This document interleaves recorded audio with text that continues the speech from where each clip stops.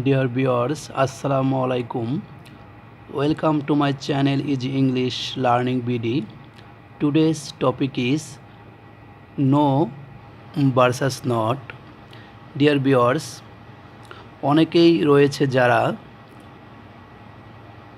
No এবং নটের ব্যবহারটি সম্পর্কে সঠিক ধারণা নেই। তারা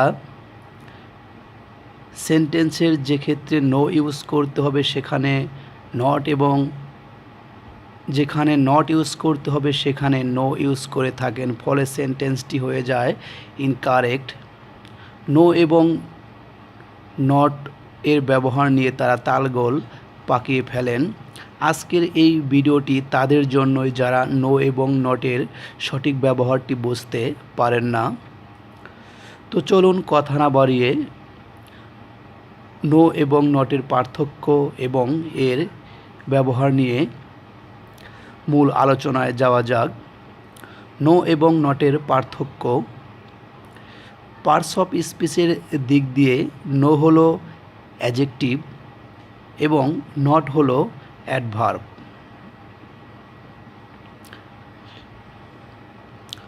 নো প্লাস নাউন অথবা নাউন ফ্রেজ বসে, কিন্তু বিভার প্লাস নট বসে। Example, I have no problem, আমার কোনো সমস্যা নেই। হি হ্যাজ নো মানি, তার কোনো টাকা নেই। দেখুন, এই দুটি সেন্টেন্সে প্রথম সেন্টেন্সটিতে রয়েছে প্রবলেম নোয়ের পরে এবং দ্বিতীয় সেন্টেন্সটিতে রয়েছে নোয়ের পরে মানি। প্রবলেম এবং মানি এই দুটি হচ্ছে নাউন, যেটি নিয়মে বলা হয়েছে যে নো প্লাস নাউন অথবা নাউন ফ্রেজ বসে। আমরা এই সেন্টেন্স দুটিতেও সেটি দেখতে পাচ্ছি যে নোয়ের পরে দুটি সেন্টেন্সেই দুটি নাউন বসেছে। এদিকে বলা হয়েছে যে বিভার প্লাস নট বসে। He is not a teacher, সে একজন শিক্ষক নয়। I am not a politician, আমি একজন রাজনীতিবিদ নই। ডিয়ার ভিউয়ার্স, আমরা জানি যে অ্যাম, ইজ, আর, ওয়াজ, ওয়ারকে বিভার্ব বলা হয়। তো ইজ এবং অ্যাম এই দুটি হচ্ছে বিভার্ব এবং এর ঠিক পরেই নট বসেছে। আশা করি প্রথম রুলটি বুঝতে পেরেছেন। দ্বিতীয় রুলটি হচ্ছে নো সাধারণত নাউনকে নেগেটিভ করে, কিন্তু নট সাধারণত ভার্বকে নেগেটিভ করে। Example, he has no connection with me, আমার সাথে তার কোনো যোগাযোগ নেই। He has no knowledge about this, এই বিষয়ে বা এই সম্পর্কে তার কোনো জ্ঞান নেই। ডিয়ার ভিউয়ার্স, এই দুটি সেন্টেন্সের প্রথম সেন্টেন্সটিতে রয়েছে কানেকশন এবং দ্বিতীয় সেন্টেন্সটিতে রয়েছে নলেজ। এই দুটি হচ্ছে নাউন। এই দুটি নাউনকে নো নেগেটিভ করেছে, যে হি হ্যাজ নো কানেকশন, কোনো যোগাযোগ নেই।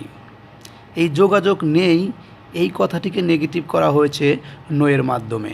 এবং দ্বিতীয় সেন্টেন্সে জ্ঞান নেই, এই নলেজ নাউনটিকে নেগেটিভ করেছে নো। আশা করি বুঝতে পেরেছেন। এদিকে বলা হয়েছে যে নটের ক্ষেত্রে নট সাধারণত ভার্বকে নেগেটিভ করে। I do not write a letter, আমি একটি চিঠি লিখি না। দে আর নট প্লেইং ফুটবল, তারা ফুটবল খেলতেছে না। ডিয়ার ভিউয়ার্স, প্রথম সেন্টেন্সটিতে রাইট লেখি না, এই রাইট ভার্বটিকে নট নেগেটিভ করেছে এবং দ্বিতীয় সেন্টেন্সটিতে প্লেইং খেলতেছে, এই প্লেইংকে নট নেগেটিভ করেছে। আশা করি এর উল্টিও বুঝতে পেরেছেন। পরবর্তীটি হলো নোয়ের পরে আর্টিকেল বসে না, কিন্তু নটের পরে আর্টিকেল বসে।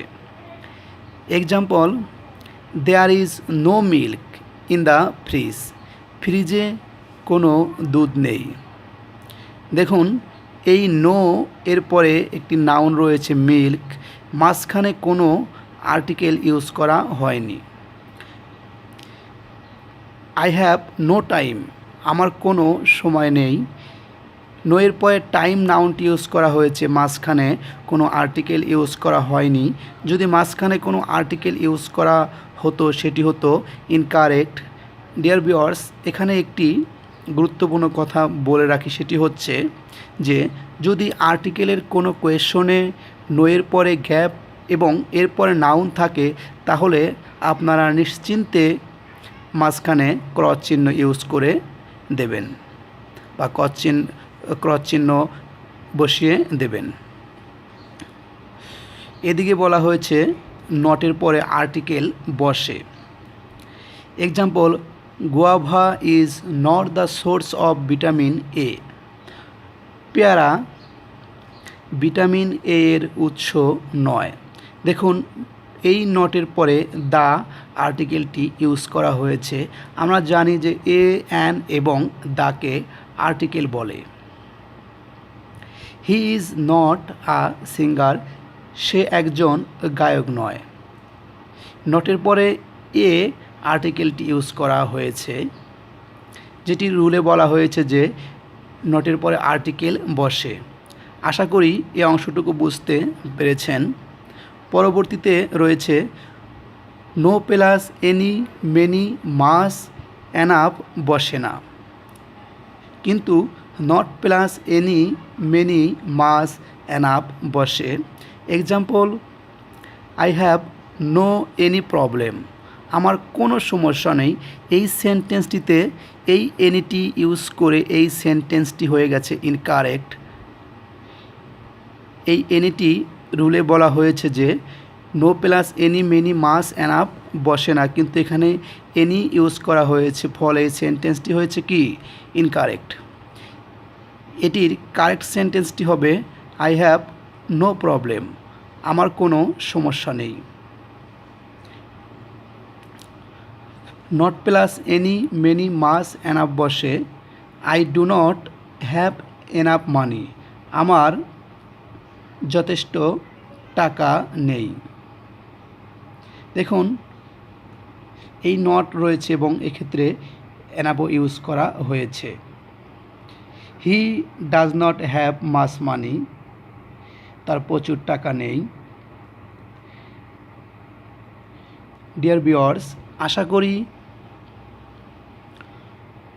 নো এবং নটের যে পার্থক্যটি রয়েছে, যে পার্থক্যগুলো রয়েছে সেই বিষয়গুলো সম্পর্কে আপনারা এতক্ষণে বুঝতে পেরেছেন। যদি ভিডিওটি ভালো লাগে অবশ্যই লাইক, কমেন্ট এবং শেয়ার করবেন। এবং আপনারা যারা এখনও আমার চ্যানেলটি সাবস্ক্রাইব করেননি অবশ্যই আমার চ্যানেলটি সাবস্ক্রাইব করে পাশেই থাকা বেল আইকনটি বাজিয়ে অল নোটিফিকেশনটি অন করে রাখবেন, যাতে করে আমার পরবর্তী সকল ভিডিওর নোটিফিকেশন আপনাদের কাছে সবার আগে পৌঁছে যায়। আল্লাহ হাফেজ।